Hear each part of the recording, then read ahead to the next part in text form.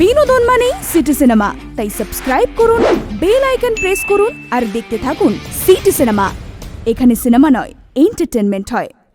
সঙ্গীত প্রেমী এবং সিনেমা প্রেমী বাঙালি যদি হন, তাহলে অঞ্জন দত্তের প্রতি ভালোবাসাটা যে একটু বেশি থাকবে সেটা আর নতুন করে বলার অপেক্ষা রাখে না।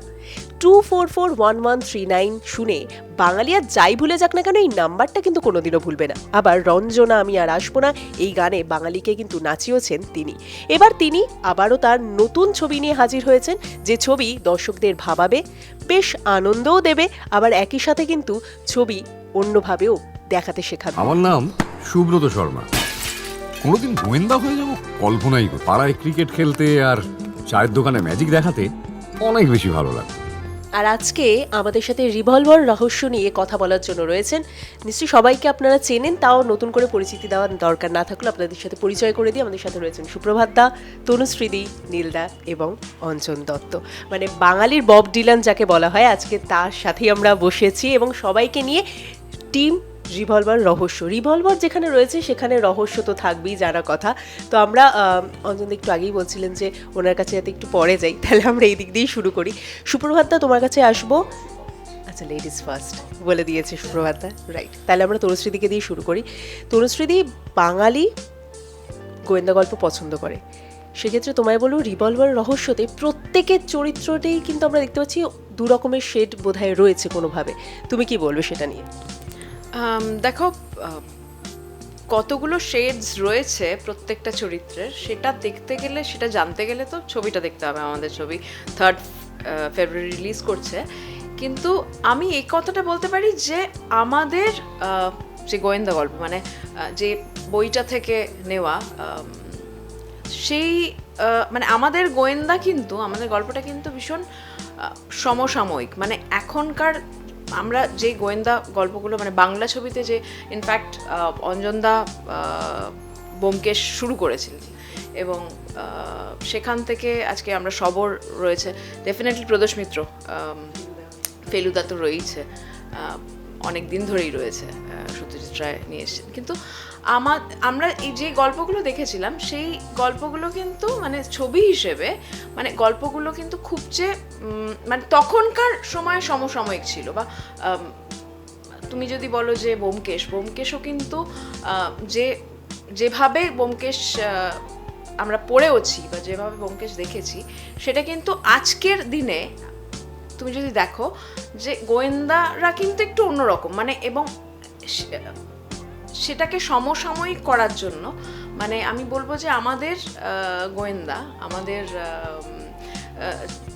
আমাদের গল্পটা কিন্তু খুব খুব রিয়েল, মানে খুব ভীষণভাবে বাস্তবসম্মত। মানে আমরা যদি দেখি যে গোয়েন্দা আজকের দিনে গোয়েন্দা কীরকম হয়, আজকের দিনে অ্যাকচুয়ালি গোয়েন্দাদের কাছে কী ধরনের কাজ আসে, সেটা কিন্তু এখন যে কেসগুলো হয়তো পুলিশের কাছে যায় না, হয়তো মানে যতটা রিয়েল সম্ভব হয়েছে সেই ততটা রিয়ালিটি দেওয়ার চেষ্টা করেছে অঞ্জনদা।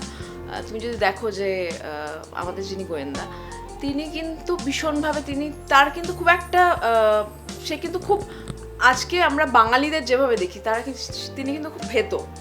মানে সুপ্রভাত পাশাপাশি হাসছে, মানে আমার মনে হয় যে অ্যাকচুয়ালি আজকের দিনে যারা রিয়েল গোয়েন্দা, তারা কিন্তু তাদের, আমি বলবো না তাদের অ্যাম্বিশন নেই, অফকোর্স অ্যাম্বিশন রয়েছে, কিন্তু অনেকটা পার্সোনাল লেভেলে অনেকটা ভালোবেসে সে কিন্তু কাজটাকে সিরিয়াসলি তার সেই কাজগুলোর মধ্যে, মানে কেসগুলোর মধ্যে ঢুকে যায়।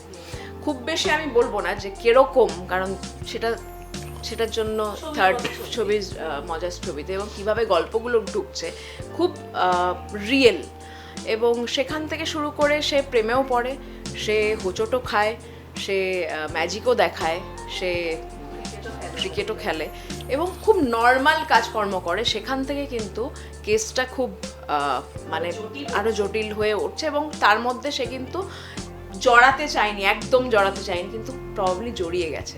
এবং ডেফিনেটলি মাথার ওপর যদি একটা ভূত নাচে, তখন তো বুঝতেই পারছো ট্রেলার দেখে যে ড্যানি ডিটেকটিভ কীভাবে এসছে, এবং ড্যানি ডিটেকটিভকে ফলো করতে গিয়েই কোথাও গিয়ে ও আরও বেশি সিরিয়াসলি ওটার মধ্যে ঢুকে পড়ছে, কোথাও গিয়ে ওর ওই হয় না যে বাঙালিদের একটুখানি ঠেলা দিতে হয়, সেটা কোথাও গিয়ে হয়তো ড্যানি ডিটেকটিভ মানে ওর যে বস সে ওকে বারবার করে পুশ করছে যে কী করছো, এরমভাবে করছো কেন। ও কিন্তু ড্যানি ডিটেকটিভের রাস্তা অনুসরণ করেই চলছে, এবং প্রত্যেকটা চরিত্র যেভাবে এসছে খুব রিয়েলিস্টিক ওয়েতে এসছে, আর অঞ্জনদা প্রবাবলি সেভাবেই দেখাতে চেয়েছে। আর চরিত্রগুলোকে রিয়েল ট্রিটমেন্ট দেওয়ার জন্য আমাদের অভিনয়টাও সেইভাবে ভীষণভাবে খুব নর্মাল ওয়েতে এসছে, কিন্তু ওটা কিন্তু একটা এই ঘটনাটা সৃষ্টি করতে করতেই গল্পটা খুব রিয়েলিস্টিক হয়ে খুব ন্যাচারাল ওয়েতে। আর আমার মনে হয় যে সেরকম হলে আজকে বাঙালি দর্শক যেভাবে গল্প দেখতে যায়, যে কোথাও বাঙালির কানেক্টটা খুব ইম্পর্টেন্ট, যে বাঙালি নিজের মতো করে দেখতে যায়, একটা নিজের ওই আমার মনে হয় যে বাঙালি খুব ওপেন মাইন্ডেড, বাঙালি যে কোনো জায়গায় গিয়ে খুব নিজেকে সেই জায়গায় মানিয়ে নেয়, কিন্তু কোথাও গিয়ে নিজের কানেক্টটা খোঁজে, কোথাও গিয়ে বাঙালির কালচার, বাঙালির ওই ভেতমি, সেটা কিন্তু বাঙালির মধ্যে আছে, বাঙালি ওটাই খোঁজে।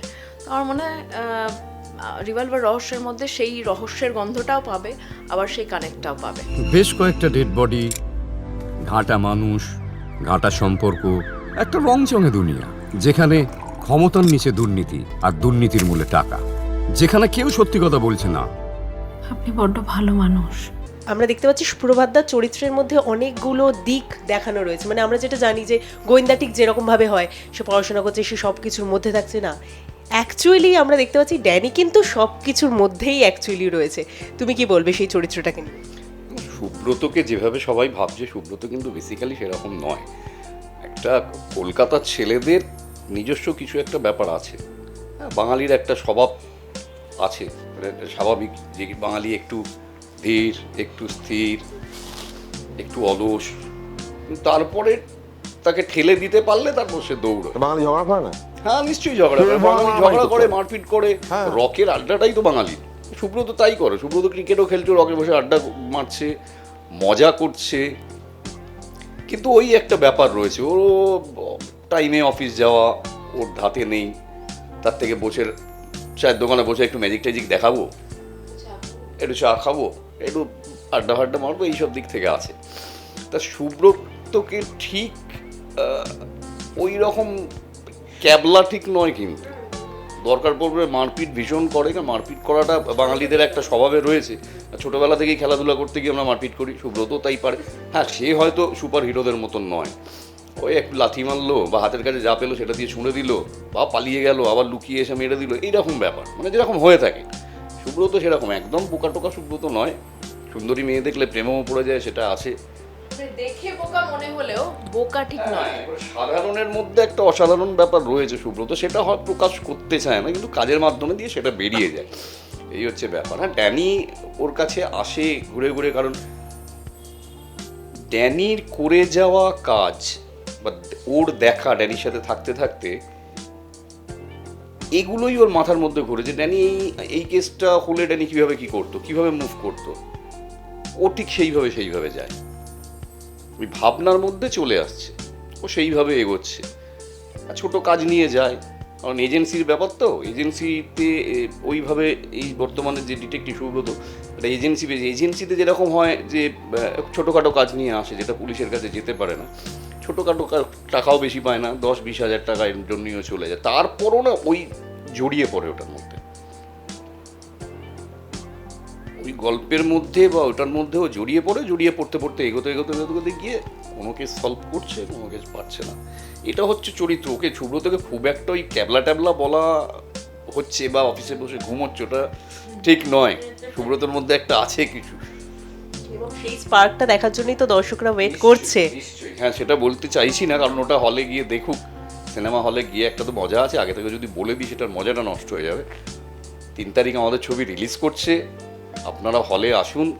আর সব থেকে বড় কথা, এই গোয়েন্দার অদ্ভুত একটা হাসির খোরাক আছে, যেরকম গোয়েন্দা সিনেমায় বা গল্পে আমরা পাই না, এই গল্পে আছে, ফান ব্যাপারটা প্রচুরভাবে জড়িয়ে রয়েছে এই গল্পে, সে প্রেমের ক্ষেত্রেই হোক, খেলার ক্ষেত্রেই হোক, কেসের ক্ষেত্রেই হোক, প্রচণ্ডভাবে জড়িয়ে রয়েছে ফান্ড।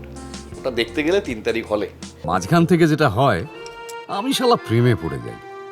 কিন্তু ওই যে ওই লোকটা, প্রেম প্রেম সারা দেবদাস হয়ে গেছে, মাথার অন্য কিছু ঢুকছে না। একটু তো আমার উপর আস্থা রাখুন আপনি। এবার যেটা জানা সেটা হচ্ছে আমরা ট্রেলার থেকে জানলাম যে অটোয় সাক্ষাৎ, অটো থেকে একে অপরকে খুঁজে পাওয়া।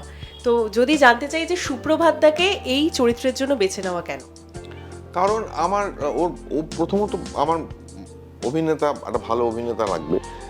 তো আমি সেই হিসেবে একটা ভালো অভিনেতা খুঁজছিলাম। ওর সঙ্গে বেশ কয়েকটা ছবি করার পর আমি বুঝতে পারি যে ও নিজেকে পাল্টাতে পারে, বদলাতে পারে। অভিনয়টা নিয়ে খাটছি এবং আস্তে আস্তে আস্তে অনেকগুলো টুকটুক টুকটুক করে কাজ করছে। এইবার ও যথেষ্ট সম্ভাবনা দেখিয়েছে, কিন্তু আমার গোয়েন্দা, আমি চাই না যে খুব একটা পরিচিত মুখ, তাহলে সে গোয়েন্দা হিসেবে তাকে মানাবে না। যে অর্থে আমি আবিরকেও যখন নিয়েছিলাম, সে খুব একটা পরিচিত মুখ ছিল না, সবাই তাকে ব্যোমকেশ হিসেবেই দেখেছিল।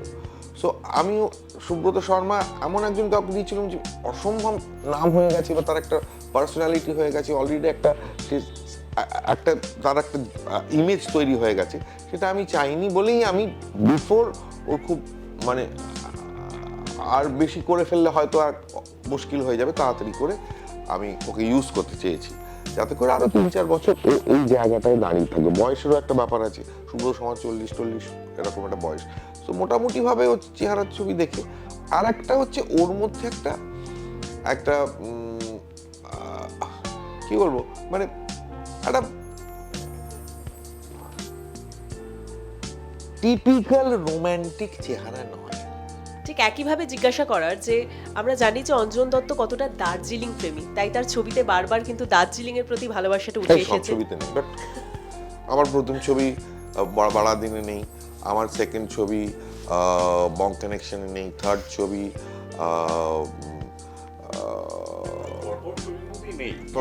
বউ ব্যারাক নেই, নেই, ব্যাডলি বাঙালিতে নেই, রঞ্জনাতে নেই। তো না সব ছবিতে আছে, তুই আপত্তি বলছি। প্রতিকৃতির ছবি আর বেশ কিছু গানে আছে, গানটাকে সিনেমা করে ফেললে মুশকিল। গান আমি কম না, এটা ঠিক নয়। তো ওটা মাঝে মাঝে ঘুরে ঘুরে এসছি আর কি। তো মানে আমি কিন্তু অনেক জায়গায় ছবি করেছি, সেই জায়গাগুলো কিন্তু কেউ বলছে না। আমি আমেরিকাতে গিয়ে পুরো একটা গল্প করে চলে এসেছি। তো সব ছবিতে কেউ তো বলছে না সব ছবিতে বোবা রাখছে। এটা একটা ধারণা মিডিয়া তৈরি করেছে। এ নিয়ে প্রশ্ন। হ্যাঁ, তো আমরা রিভলভার রহস্যতেও কিন্তু দার্জিলিংকেই ঘুরে দেখলাম। তো দার্জিলিং এর একটা অন্যরকম ফ্লেভার বোধহয় পেতে চলেছি আমরা, যে এইভাবে বাঙালি দর্শক দার্জিলিংকে দেখে সেটা বোধহয় এবার পাবে না, নাকি অন্যরকম ভাবে ফুটে উঠছে? আমাকে প্রশ্নটা না, টুরিস্টই দার্জিলিং নয়, টুরিস্টের দার্জিলিং এটা নয়, সেটা পরিষ্কার। যে এটা একটু গল্পটাতেই এমনভাবেই গল্পটা লিখেছিলাম যে বৃষ্টির সময় হয়েছে। তো বৃষ্টির মধ্যে একটু যে দিকটা মানে আমি বলছি মধ্যবিত্ত টুরিস্ট যে জায়গাটা ঘোরাফেরা করে সেই জায়গাটা নয়, এইখানকার লোকাল দার্জিলিং যে ফ্লেভারটা সেইটা ধরার চেষ্টা করেছি। এই জায়গাটা আমি জানি, ভীষণ ভালোভাবে জানি, মানে জানে, সেই জায়গাটা ধরার চেষ্টা করি। সেই সব পাড়া গলি থানা রাস্তাঘাট এগুলো ধরার চেষ্টা হয়েছে, কারণ সেগুলো জরুরি এই ছবিটার ক্ষেত্রে জরুরি। তো সেই টুরিস্টই দার্জিলিং, ঝকঝকে কাঞ্চনজঙ্ঘা সুন্দর দেখতে, ভীষণ ভালো, সেরকম নয়, কিন্তু ভীষণ মেঘলা কুয়াশা ঘিঞ্জি এইরকম একটা সাতলা পড়া দার্জিলিং। আর সুব্রত যে চরিত্রটা, সুব্রত যে পাড়া থেকে এসছে, ডাক্তার লেনে, ও ম্যাকলয়েড স্ট্রিট, ভাঙাচোরা কলকাতা, তো সেইটার প্যারালেল হিসেবে ড্র করে গল্পটা ওই জায়গায় হয়। লোকেশন কি মানে কিছুটা লোকেশন, পুরোটা নয়, মেনলি কলকাতা, একটু সাবার্বসে আছে, আর বাকিটাও। অঞ্জন দত্তের ড্যানি ডিটেকটিভ আইএনসির একটি কাহিনী নিয়ে একটা ডিটেকটিভ গল্প, একটা রিভলভার, সেটা হয়তো একটা গানের রেকর্ড। কি আলতু কথা বলছেন? যেখানে ছবি রয়েছে সেখানে তো গানও থাকবে, কারণ গানই হচ্ছে ছবির মেরুদণ্ড, আমরা জানি। না, এই ছবিতে নয়, এই ছবিতে গান একটি আছে, এটা মিউজিক্যাল নয়, এটা একটা ডিটেকটিভ ছবি যেখানে একটি গান খুব দরকারি জায়গায় আসে। কারণ এই ডিটেকটিভ প্রেমে পড়ে, এই ডিটেকটিভ ল্যাং খায়, এই ডিটেকটিভের মগজাস্ত্র নেই, এই ডিটেকটিভ অনেকটা ইনস্টিংক্টে চলে এবং ঘাড়ের ওপর একটা ভূতকে নিয়ে চলছে। ভূতটা ওয়াটসনের মতো ওর সাইড কিক হয়ে ওকে আইডিয়াস দেয়, হেল্প করে, বেরোয়, সেটাও ভূত কি ওর চিন্তা সব কিছু, স্মৃতি সব কিছু নিয়ে। সুতরাং এটা মিউজিক্যাল নয়। কি হয়, এই যে ধরুন একটা ডিটেকটিভ মানেই ঝা ঝা ঝা ঝা করে চেলো বাজবে পেছনে প্রচণ্ড এবং গাম্ভীর্য থাকবে, বা একটা ডিটেকটিভ মানে প্রচুর তবলা, দু ধরনের আমরা আজ রিসেন্টলি দেখছি, তবলা টুং টুং করে একটু ব্যাকগ্রাউন্ড হবে, এই ধরনের মিউজিক কিন্তু একেবারেই নয়।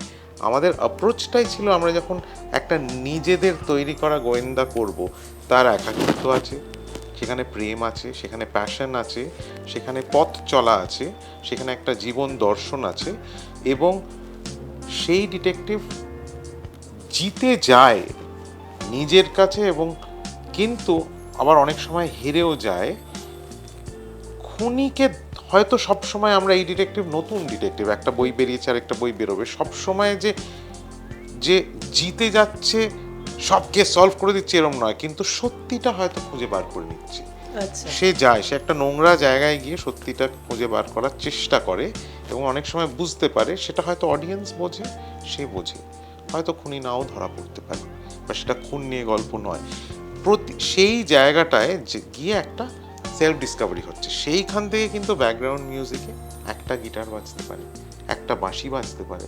খুব খুব ভেবে এটা করা, মানে আমাদের ভাবার কোনো কারণ নেই একটা ডিটেকটিভ দার্জিলিংয়ে হচ্ছে মানে ফুরফুরে প্রচণ্ড ভায়োলেন্স বাজবে, বা প্রেমে পড়ছে মানে একটু স্যাক্সোফোন বেজে উঠলো, এরকম নয় আর কি জিনিসটা। সো সেইভাবেই একটা গান আসে, সেই গানটা অঞ্জন দত্তর লেখার শুরুতে একটা পুরোনো গান আমরা ব্যবহার করেছি, কিন্তু এটা ছবির মেরুদণ্ড নয়। ছবির মেরুদণ্ড হচ্ছে ড্যানি ডিটেকটিভ আইএনসি, যেটা ও বললো, এবং সেইটা ছবির সব থেকে প্রয়োজনীয় এবং ইম্পর্টেন্ট হাইলাইট অ্যাট্রাকশন হচ্ছে একটা নতুন ভাবে একটা থ্রিলারকে করা, ভাবা, সেখানে অবভিয়াসলি দার্জিলিংও রয়েছে, কলকাতাও রয়েছে, আরো অনেক কিছুই রয়েছে। মানে টোটাল ব্যাপারটার মধ্যে থেকে একটা দর্শকরা হ্যাঁ মজা আছে, যেটা ট্রেলার দেখেছে দর্শক যেটা বুঝছে, যে একটা মজা আছে, যে ওর বড় হয়ে ওঠা যে পাড়া থেকে, ওর মাঝে মাঝে ওর স্মৃতি কি করেছিল, ও মারপিট করতে পারে, সেটা কি করে মারপিট করতে পারে? মধ্যবিত্ত বাঙালি কি সারাক্ষণ মারপিট করে না, কিন্তু সে মারপিট করতে পারে, সে ফুটবল খেলতে পারে পাড়ায়, অনেক কিছুই করতে পারে, কিন্তু সেগুলো খুব, যেটা তনুশ্রীও বললো, খুব বাস্তব থেকে আসছে। মানে আমরা একটা গোয়েন্দা, কলকাতায় যদি কেউ হায়ার করতে চায়, তাকে একটা এজেন্সিতে যেতে হবে, সে একজনের বাড়ি গিয়ে ভিজিটিং কার্ড দিয়ে বলতে পারেন না যে তুম করে, এটা একটু বাস্তব থেকে বেরিয়ে আসছে এখনকার সময়, এবং পোর্ট্রে হচ্ছে যখন সিনেমায় একটু অবাস্তব লাগে। সেখান থেকে যখন আমরা সুব্রত শর্মাকে দেখছি বা ড্যানি ডিটেকটিভ আইএনসি দেখছি, এটা দর্শককে বুঝতে হবে যে কে ডিটেকটিভ, ড্যানি ডিটেকটিভ না সুব্রত ডিটেকটিভ, এটা দেখতে হলে সেইখানে খুব রিয়েল একটা পার্সন, একজন মানুষ যে রিয়েল, একটা ছোট্ট রহস্যের মধ্যে ঢুকে সেটা একটা হাতের বাইরে চলে যায়, একটা বড় বড় জায়গায় চলে যায় প্রতিটা গল্প, একটা বড় করাপশন হতে পারে, একটা বড় স্ক্যাম হতে পারে, সেই জায়গায় চলে যায়। এবং অঞ্জন দত্ত যে লিখেছে, অঞ্জন দত্ত কিন্তু খুব মডার্ন আমেরিকান লিটারেচার, যেটা 1930s, 40s, 50s, 60s প্রচুর লেখক এরকম তাদের থেকে ইন্সপায়ার হয়েছে। সেখানে কিন্তু একটা অস্তিত্ববাদের জায়গা চলে আসে, সেখানে ঠিক ভুলের প্রচণ্ড একটা ইম্পর্টেন্ট জায়গা আছে, যেটা তার আগে, মানে এটা চোখে আঙুল দিয়ে কিশোর সাহিত্য নয় কোনোভাবেই, কিশোর সাহিত্য বা ছোটদের গোয়েন্দা সবাই দেখতে পারে, অবভিয়াসলি সবাই দেখতে পারবে, কিন্তু কারণ আমাদের মনে হয়েছে গোয়েন্দা গল্প তো মানুষের অন্ধকার জায়গাটা একটু ধরে, সেটা খুব ইম্পর্টেন্ট। মানে একটা খুন কোনোদিন ছোটদের গল্প হতে পারে না, বা একটা করাপশন, বা it has to be adult একটা জায়গায়। সো সেইটাও ধরা হয়েছে। মিউজিকে কিন্তু তার প্রভাব আছে, এবং আমি অনেকগুলো ইনস্ট্রুমেন্ট ইউজ করেছি যেগুলো সচরাচর একটা গোয়েন্দার ছবিতে ইউজ করা। ম্যান্ডোলিন হতে পারে, সেটা উদ হতে পারে, চেলো হতে পারে, সেটা কিন্তু খুব মজার করে প্লেস করা আছে। একটা চেস সিকোয়েন্স যদি হয়, একদম মজার ভাবে সেটা দেখা, ট্রেলার দেখলে বুঝতে পারছেন মানুষ। এবং প্রত্যেকটা সেখান থেকেও বোঝা যাচ্ছে যে একটা জায়গায় যেতে যেতে গিয়ে সেখানে থামিয়ে দিয়ে দর্শককে ভাবার একটা জায়গা করে দেওয়া, এবং তারপরে সেই ছবি মানে আমি বলতে পারি, যেটা দুজনেই বললো, সব তিনজনেই বলেছে অ্যাকচুয়ালি, যে আমি এই গল্পগুলো যখন লিখেছিলাম, আমি কিন্তু কোনোভাবেই কোনো জায়গা থেকে, যদিও আমি ব্যোমকেশ করেছি, এবং ব্যোমকেশ যখন করেছি আমি শরদিন্দুবাবু কি ভাবতেন সেটা ভেবেই করেছি, আমি তার থেকে সরে যাইনি, ওনার চিন্তা ভাবনাটাকে নিয়েই চলেছি। কিন্তু আমি যখন লিখেছি তখন সত্যজিৎ রায়ের গল্প, শরদিন্দুবাবুর গল্প, নিহাররঞ্জন বাবুর গল্প, এদের গল্প, শীর্ষেন্দুবাবুর যা যা ডিটেকটিভ, তাদের একেবারেই আমায় প্রভাবিত করে, কোনোভাবেই না। আমি আমার জায়গা থেকে, আমার শহর থেকে, যে শহর থেকে স্যামসন মেরিয়ান বেরিয়ে, যে রাস্তা পাড়া থেকে বেরিয়েছে, যে জটিলতা থেকে আমার নানা গান হয়েছে, সেখান থেকে আমার গোয়েন্দাকে বার করেছি। আমি কিন্তু ওই গল্পগুলোকে ফলো করি, মানে ওই চরিত্রগুলোকেও ফলো করি, তাই না? মানে চরিত্র নয়, ওই ওই ওই মেজাজটা, যে তার একটা সাকরেদ হতে হবে, তার সেই সাকরেদ কিছু জানে না, প্রশ্ন করে যায় বারবার করে, সে বুদ্ধিমান, সাকরেদ অত বুদ্ধিমান নয়, এবং সে লাস্টে সবাইকে মানে হারিয়ে দিল না। আমার মনে হয়েছে আচ্ছা, আমার মানে একটা ছোট্ট ক্লু দিতে পারি, এখানে ভিলেন ভুল করে বলি ডিটেকটিভ জেতে, ডিটেকটিভ বার করে না, ভিলেনটা ভুল করে, ডিটেকটিভটা কিছু বার করে না, ডিটেকটিভ ভুল করে বলি ধরে না, এবং সেটা খুব ইম্পর্টেন্ট। কিন্তু এবং সত্যি হবেই, মিস্টেক হবে, মানে একজন সে খুনি হতে পারে, সে চোর হতে পারে, সে প্রচন্ড জিনিয়াস হতে পারে, কিন্তু একটা ভুল সে করবে। এবং যদি আমরা ইভেন ব্যোমকেশেও যাই, যদি ফেলুদাতেও যাই, সেখানেও আমরা কিন্তু মূল গল্পে দেখি যে একটা ভুল করে ফেলেছি, ভুল করেছে বলে ক্লুটা পাওয়া গেছে না, কিন্তু যখন দেখছি আমরা দেখছি ফেলুদাই বার করছে, ও ভুলটা দেখাচ্ছি না, সেইভাবে পোট্রে করা হচ্ছে যে ভীষণ ভীষণ বুদ্ধিমান, কিন্তু একটা ভুল হয়েছে, সে ভুলটা ও ধরতে পারলো। তো আমি এখানে ভুলের উপরই বেশি জোর দিয়েছি, ওর বুদ্ধিতে, ওই ইনস্টিংক্টিভ, যেটা বলি ইনস্টিংক্টিভলি ও ভুলটা ধরেছে বলে ধরতে, তা নাহলে কিন্তু মানে এই কেসটাতে বিশেষ করে, আমি বলছি না, আমি ডিটেলে যাচ্ছি না, বোঝাবার জন্য বলছি, এই কেসটাতে ও যাকে বিশ্বাস করে সে কিন্তু বেরিয়ে যেতে পারত, সে ওকে বিশ্বাস করে বলে কেসটা সলভ হয়, আদারওয়াইজ হতো না। মানে ও কিন্তু অনেকটাই অন্য লোকের উপর ডিপেন্ড করছে, তাই না? মানে ও নিজের জন্য হচ্ছে না, ও একার হচ্ছে না। কিন্তু এই যে অন্য লোকের উপর ডিপেন্ড করছে, কখন কোন জিনিসটা নেবে এরকম হতে হবে, কিন্তু মানে গোয়েন্দা এরকমও হয়, হ্যাঁ একটা কিন্তু সে যে কেউ তুমি আমি হতে পারবো না, ওই এরকমও হয় না, এটা আমরা বলছি, অন্য রকমও হয়। ও যেটা বললো যে কিন্তু সবাই তো গোয়েন্দা হতে পারে না, ওর মধ্যে সবাই তো বিশ্বাস করতে পারে না, সবাই তো ভালোবাসতে পারে না, এমন কিছু আছে যে কারণে ও মানুষের থেকে বা ওর চারিপাশ থেকে কারেক্ট পয়েন্টটা ঠিক বের করে নিচ্ছে, সেখানেই গল্প, সেখানেই মিস্ট্রি, সেখানেই এন্টারটেনমেন্ট, সেখানেই আছে। সো আমরা খুব দৈনন্দিন ডেইলি একটা জীবন, খুব মানডেন একটা লাইফের মধ্যে থেকে, এবং কোনো চরিত্রই এখানে খুব তথাকথিতভাবে ভালো নয়। ঠিক তাই, আমি যেটা প্রথমেই বললাম, তখন ভালো বলতে যেটা বোঝায়, হ্যাঁ, আইডিয়াল জামাই বা আইডিয়াল পুত্রবধূ খুঁজছে যারা, তারাই ছবিতে পাবে না, মানে আর কোনো ক্যারিকেচারও নয়, আইকনিক ক্যারিকেচারও নয়, ক্যারিকেচার নয়, আমার সেটা আমি চাইনি যে ক্যারিকেচার হয়ে যায়, মানে একটা সুপার ভিলেন থাকবে, একজন ফেমফেরা, ওরকমও নয়, মানে খুব রিয়েল জায়গা থেকে আসছে, কিন্তু ফাইনালি যেটা ভিজুয়ালাইজ হচ্ছে, ডিরেক্ট হচ্ছে, যখন যেভাবে একটা আমরা গল্পটা বলছি, সেইখানে একটা খুব সিনেম্যাটিক জায়গা চলে আসে, যেটা আজকালকার দিনে বড় পর্দায় ইউজুয়ালি আমরা দেখি না। বা এবং যদি আমি বলি যে সবাই ভীষণ ফ্লড, প্রত্যেকটা মানুষ ভীষণ ঘাটা এবং গ্রে, তখন জিনিসটা সিরিয়াস হয়ে যাচ্ছে না, এই যে মুহূর্তে এটা সিরিয়াস হচ্ছে, তখন আমায় কি রাস্তা নিতে হবে, তখন আমায় মজার রাস্তা নিয়ে এনজয় করে গল্পটা বলতে হবে। সেই মজা করে, যেটা তনুশ্রী বললো, মজাটা খুব ইম্পর্টেন্ট, যেটা ও বললো, সুপ্রভাত বললো, মজাটা খুব ইম্পর্টেন্ট। আমার কাছে মজা করে একটা গোয়েন্দা গল্প দেখছি, ফাজলামি করা বলছি না, মজা করে, আনন্দ করে। দেখুন, যে কোনো গল্পতে না একটা সম্পর্কের গল্প, আজকাল অনেকেই সোশ্যাল মিডিয়ায় জিজ্ঞেস করে আবার একটা ভাঙা সম্পর্ক, আবার সম্পর্ক, গানে সম্পর্ক, ভালো সিরিজ বা সিনেমা হচ্ছে, প্রত্যেকটা মানুষ ঘাটা হয়, প্রত্যেকটা, আমি পয়েন্ট আউট করে বলে দিতে পারি অন্তত 10টা সিরিজ অন্য ভাষায় হয়েছে, হিন্দিতে, ইংরেজিতে, প্রত্যেকটা মানুষ সিরিয়াসে মানে তাদের ক্যারেক্টার ঘাঁটা, কিন্তু সেটাকে আমাদের কলকাতায় দর্শকদের আবার ঘাটা একটা নতুন, এইখানে আমাদের অনেক ভেবে বার করতে হচ্ছে যে কিভাবে আমরা এই ঘাটা জীবনগুলোকে দেখাচ্ছি।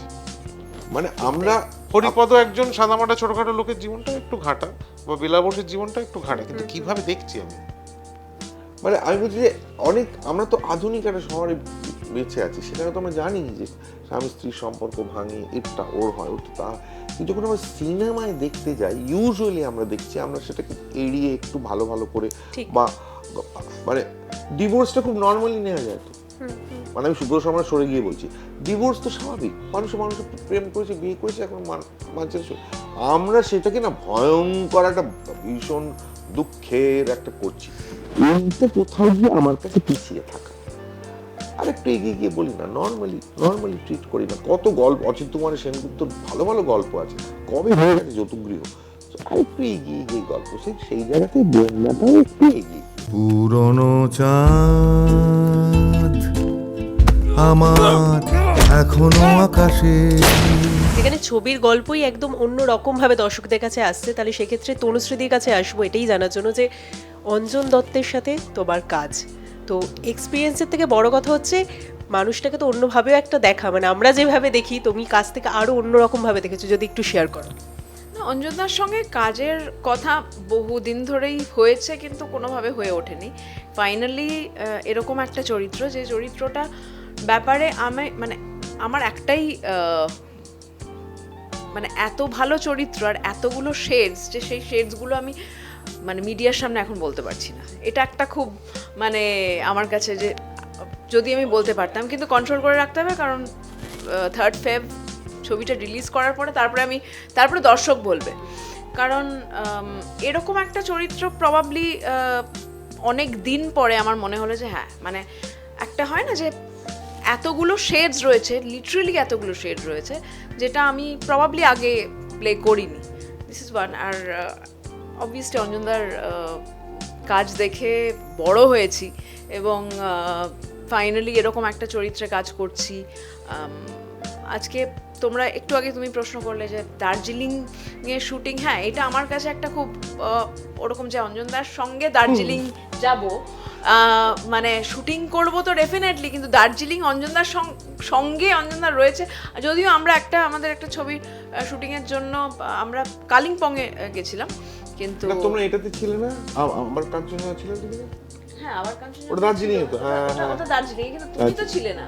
ও আচ্ছা, ওইটা বলতে চাইছো। সেটা কিন্তু তুমি একটু আগে প্রশ্নটা করলে যে দার্জিলিং অঞ্জনদার একটা ওই অবভিয়াসলি বাঙালি দেখেছে, কিন্তু এটা কিন্তু যে কোনো পরিচালকের কাছে এটা একটা খুব বড় চ্যালেঞ্জের মতো, যে একটা জায়গা, একটা ব্যাকগ্রাউন্ড, একটা জায়গা একজন পরিচালক একের বেশিবার দেখিয়েছে, সেটা কতভাবে, তার মানে একটা থেকে আরেকটার কাজ পুরোটাই ডিফারেন্ট হতে হবে, সেটা তার কাছে একটা খুব বড় চ্যালেঞ্জের মতো। সেমভাবে একটা যে কোনো অভিনেত্রীর কাছেও এটা খুব বড় চ্যালেঞ্জ, যে তার ডিরেক্টর বারবার করে কিভাবে তাকে ইউজ করে। আমি শিওর সুপ্রভাত দা মানে বহুবার কাজ করেছে অঞ্জনদার সঙ্গে, আমার এটা প্রথম কাজ, কিন্তু এটাও মানে এই কাজটাতে যখন দেখবে তখন বুঝতে পারবে যে কতটা আগের থেকে ডিফারেন্ট। প্রত্যেকটা চরিত্র প্রত্যেকটা মতো করে হয়, এবং মানে আমার কাছে এটা একটা খুব বড় সুযোগের মতো, যে এত বড় সুযোগ দিয়েছে আমাকে অঞ্জনদা, যে অঞ্জনদার সঙ্গে প্রথম কাজ। আর আমার মানে আমরা প্রত্যেকে ইনফ্যাক্ট টেকনিশিয়ানরাও মানে এত ভালো মানে আমাদের কাজ হয়েছে, যে আমরা খুব এনজয় করে, মানে আমাদের এনার্জি ওয়াইজ খুব মানে আমরা খুব তীব্র, মানে হয় না যে একটা জিনিস খুব ভালো হলে ওটা মানে বলে যে দারুণ হয়েছে, মানে সেটা আমি এক্সপ্লেন করতে পারছি না, যে প্রত্যেকেই কিন্তু আমরা খুব এনার্জাইজ ছিলাম, যে মানে এত সুন্দর করে হচ্ছে কাজটা, এত ভালো ওয়েদার। দার্জিলিংয়ে আমরা যখন শুটিং করেছি বা কলকাতাতেও শুটিং করেছি, তখন মানে আমাদের ওয়েদার খুব ভালো সময় আমরা শুটিং করেছি, তো প্রত্যেকের এনার্জি খুব হাই ছিল। বৃষ্টি পড়েছে, কিন্তু আমরা আমাদের জায়গাটা আমাদের ওটা দরকার ছিল। আমি এখানে একটা কথা তনুশ্রী বলছে, আমার একটু লজ্জাও করছে, আমি একটা কথা বলতে পারি যে এখানে মানে তনুশ্রীর কথাটা আমি অ্যাড করতে, তারপর তো ও বলুক।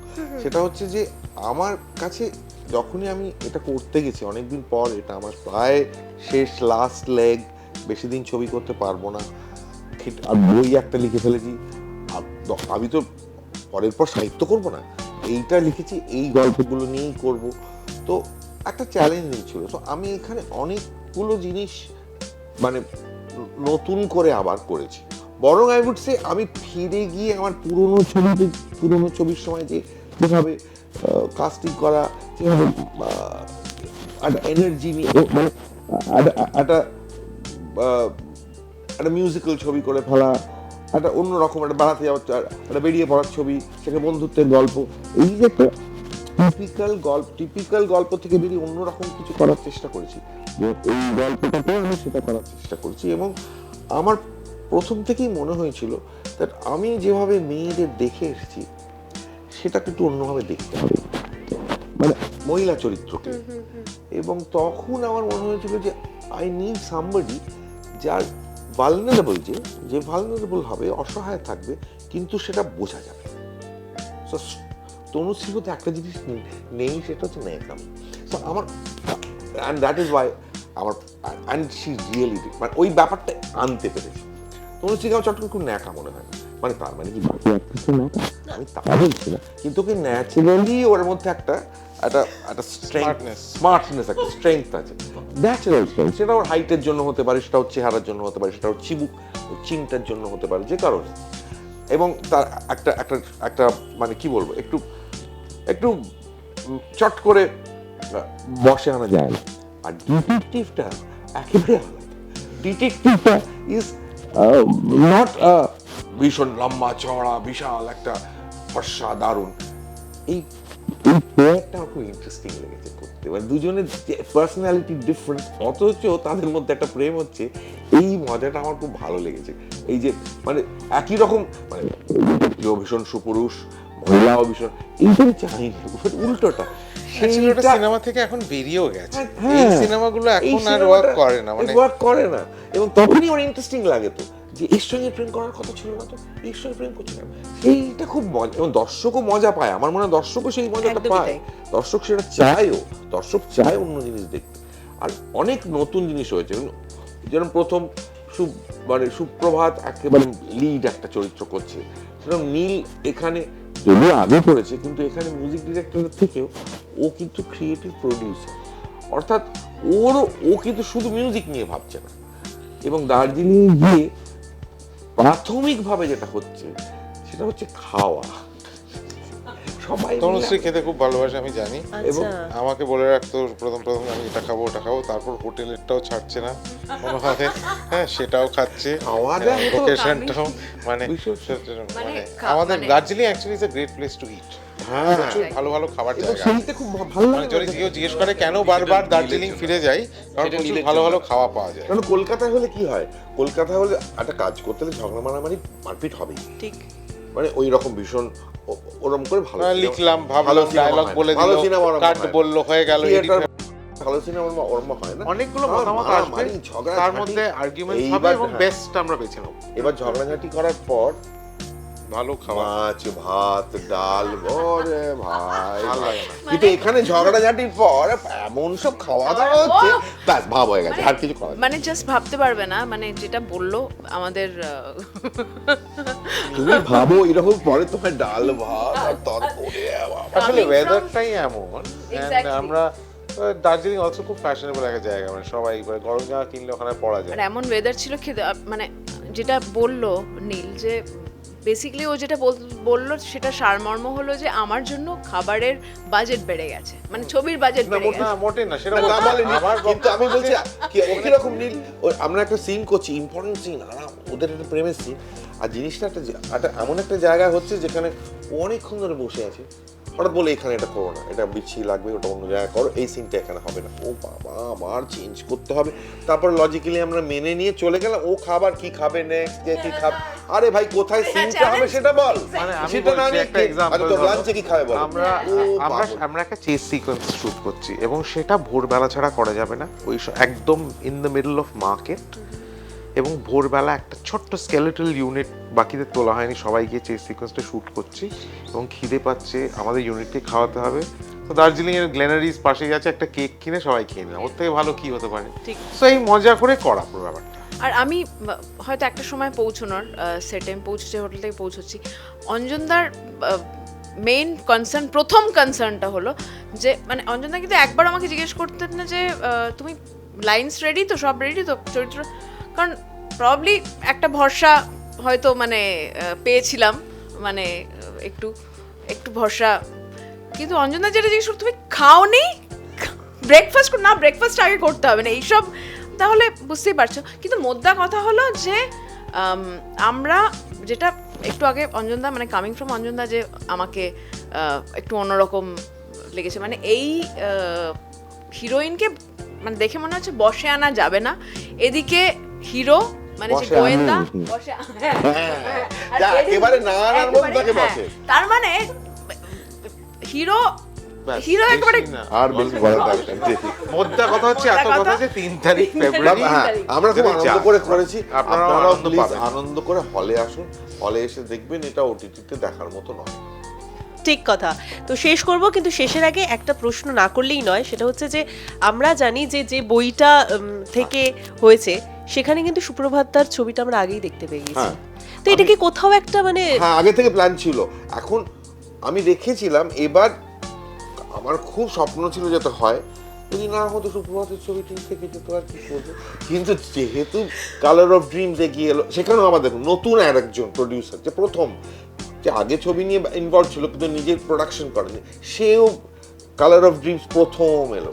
এই সবাই মিলে কিন্তু আমরা সবাই আবার প্রথমে চলে গেছি। আসলে সুপ্রভাত আমাদের সাথে আগে থেকে কাজ করেছে, হ্যাঁ। থিয়েটার করেছে, ওয়ার্কশপস করেছে, সো কোথাও হয়তো লেখার সময় ওর চেহারাটা ওকে মাথায় রেখেই গল্পটা লেখা।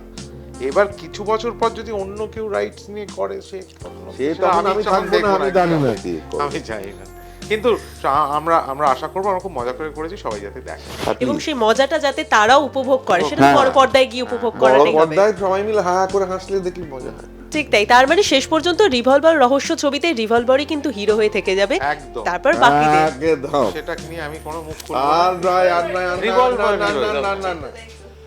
আচ্ছা ঠিক আছে, আমরা শেষ করবো এবং শেষে দর্শকদের উদ্দেশ্যে যদি আমরা একটুখানি নীলদার গান দিয়ে শেষ করতে পারি তাহলে কেমন হয়? নীলদা যেখানে রয়েছে গান তো সেখানে থাকবেই, তাই নীলদা তোমার গান দিয়ে শেষ করব। তাহলে একটা মজা হোক, দর্শকের পাওনা। অঞ্জনদা গান আমি বাজাই, হ্যাঁ ভালো হয়, তাহলে তো আরো বেশি ভালো। তুমি কি গলা মেরে আবার কালতে যাবে কত চেনা বাড়ি চেনা রাস্তা,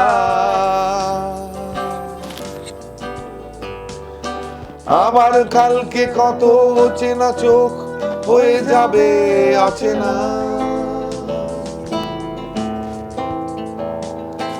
আবার কত দামি অনুভূতি হয়ে যাবে সস্তা,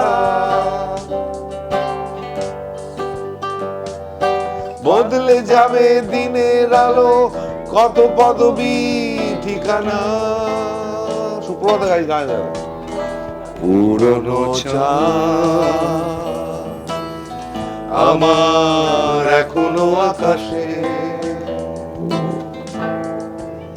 হ্যাঁ সত্যি দেখুন, আবার কালকে আবার নতুন কোভিড কি আসবে না আসবে কি হবে, চলুন এই সিনেমাটা ঢুকে আমরা দেখে নি আজকে। ঠিক তাই। এবং যেভাবে ঠিক শুরু হয়েছিল আমরা নিশ্চয়ই সেইভাবেই বলতে পারি যে ট্রেলার ঠিক যতটা আপনাদের মধ্যে উত্তেজনা বাড়িয়ে দিয়েছে তার থেকেও বেশি কিন্তু অপেক্ষা করছে বড় পর্দাতে। তাই অবশ্যই নজর রাখতে হবে 3 ফেব্রুয়ারিতে আপনাদের রিভলভার রহস্যতে। এবং শেষ করার আগে তনুশ্রী এবং সুপ্রভাতদার কাছে আসবো, দর্শকদের উদ্দেশ্যে কি বলবেন? আপনাদের কাছে একটাই রিকোয়েস্ট, 3 তারিখ ফেব্রুয়ারি আমাদের ছবি রিলিজ করছে, আপনারা সব বান্ধবে সব পরিবারে দেখতে চলে আসুন, প্রচণ্ড আনন্দ পাবেন এটা বলতে পারি। 3 ফেব্রুয়ারি রিভলভার রহস্য, অঞ্জন দত্ত হলে গিয়ে, ব্যাস এর থেকে বড় কিছু হতে পারে না। দেখা হচ্ছে 3 ফেব্রুয়ারি হলে। নীলদা 3 ফেব্রুয়ারি রিভলভার রহস্য রিলিজ করছে, সপরিবারে আসবেন বা একা একাও যেতে পারেন, খুব ভালো। অঞ্জনদা এই ছবিটা না সত্যি বলছি না, এটা কোনো টেলিভিশনে দেখলে না অত মজা হবে না, মানে যেটা মজা হবে কি হবে না আমি জানি না, ততদিনে কি আবার পাল্টে যাবে কত কিছু, তখন টিভি ওটিটি কি হবে ভগবান। তা হলে এসে মজা করে দেখুন, আরো 4টি হল উঠে যাওয়ার আগে, আর মানে এটা মজা করে আসুন, হলে দেখুন, সবাই মিলে এনজয় করে দেখুন, আমার ভালো লাগবে, খারাপ মনে হয় না, খারাপ লাগবে। পুরনো চাঁদ আমার এখনো আকাশে পুরনো কাঁধ, এখনো ভরসা দিতে চায়। পুরনো প্রেম কেউ কেউ ভালোবাসে। টলিউডের latest update, gossip and entertainment পেতে সাবস্ক্রাইব করুন শুধুমাত্র সিটি সিনেমা আর ফলো করুন সিটি সিনেমার Instagram, Facebook, Twitter and ShareChat page.